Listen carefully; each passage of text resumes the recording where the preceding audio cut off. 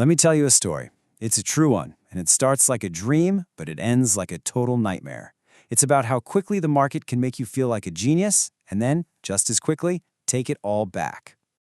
It all starts on day one, that very first trade. In just a few minutes, 1,000 rupees becomes 2,000. Just like that. It feels like magic, right? Like you've just found a secret code to printing money. But, the market always has other plans. And just 1 week later, everything was gone. Poof. This is the story of how that happens, but more importantly, we're going to get into why it happens. So, let's meet Arjun. Like a lot of people, he saw others making quick cash in the market and thought, hey, this looks easy. I can do that. And with that thought, he stepped right into the first and honestly the most dangerous trap of them all, the winning trap. And this was the exact moment the trap snapped shut. See, that first win wasn't just a profit in his mind. To Arjun, it was proof. He genuinely believed he had just stumbled upon his own personal ATM. But here's the cold, hard reality that Arjun just couldn't see. The data is pretty brutal.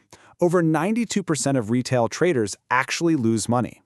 Only a tiny slice, just over 7%, come out on top. So you have to ask, was Arjun's win skill, or was it just dumb luck? and there's a name for what was happening in his brain. It's called overconfidence bias. That one lucky win created this powerful illusion of control. Arjun started mistaking that luck for pure skill, convincing himself he was smarter than everyone else, that he had some kind of special insight. It is such a classic mistake, and it always leads to taking bigger and way dumber risks. So, feeling like he's on top of the world, Arjun was ready to go bigger. But this right here is where the story takes a turn. Because that first loss, well, that's what really shows you who a trader is. The very next day, full of confidence, he takes a much bigger shot, a 5,000 rupee trade. But the market just didn't care. It went against him, hard. And in a flash, not only was his new profit gone, but his original money was hit too, dropping his balance all the way down to 2,000. The feeling was just gut-wrenching. And there's some serious science behind that awful feeling. It's a cognitive bias called loss aversion. Researchers have actually found that the pain of losing feels about twice as strong as the pleasure you get from an equal gain. And that's exactly why that loss hurt Arjun so much more than his first win felt good. So that intense pain, it triggers something else entirely. Logic, planning, all of it just goes right out the window.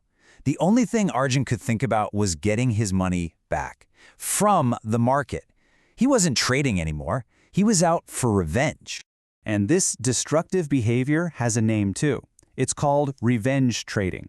It's what happens when you abandon your whole strategy and just start gambling based on emotion, trying to force the market to give you back what you lost. Let me tell you, it's one of the fastest ways to absolutely blow up your account. So what triggers it? Well, it's a toxic cocktail.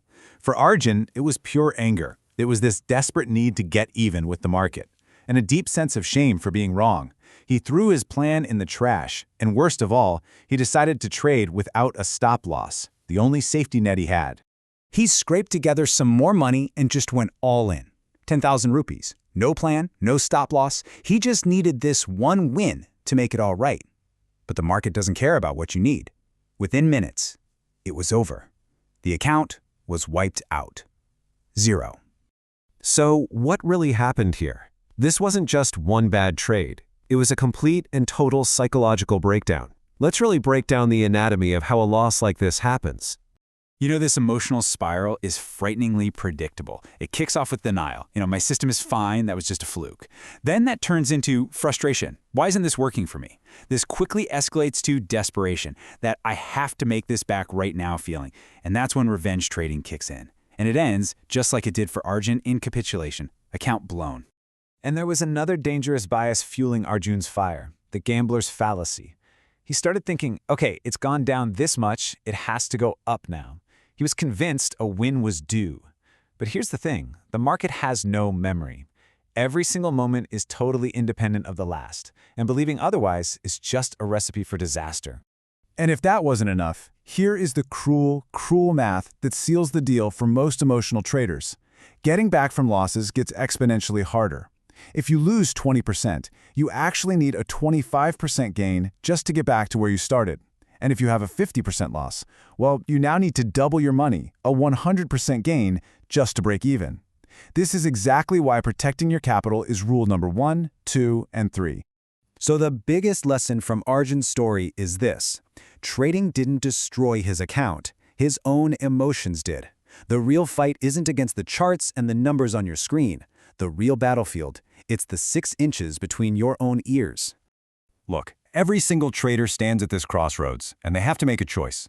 On one side, you have the emotional trader. They're driven by greed and fear, they have no plan, and they make revenge trades. On the other side, you have the disciplined trader. They follow a plan, they always use a stop loss, and they accept that small losses are just part of the game.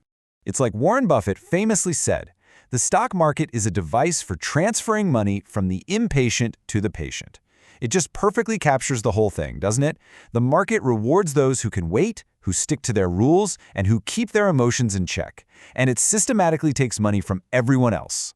So, all of this leaves us with one really important question. We all spend so much time learning about charts and strategies, but are we actually prepared with the weapons that matter in this battle? Do we have the discipline to follow our own rules, the patience to wait for the right moment, and a solid plan to guide us when things get chaotic? Because at the end of the day, the market gives money, but it only gives it to those who can control themselves. Otherwise, it takes everything. For more real stories and smart strategies just like this one, make sure you follow.